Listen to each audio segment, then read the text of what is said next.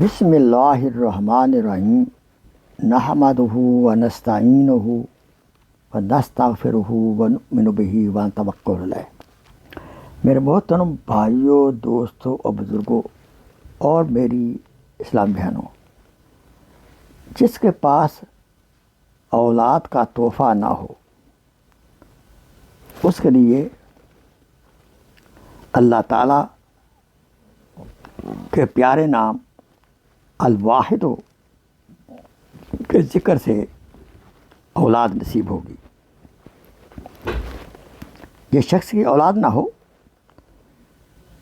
وہ الواحد احد، الواحد الاحد، الواحد احد، الواحد الاحد لکھ کر اپنے پاس رکھے اور عشاء کی نماز کے بعد یا واحد یا واحد یا واحد کا ذکر کرے، انشاءاللہ صالح اولاد نصیب ہوگی۔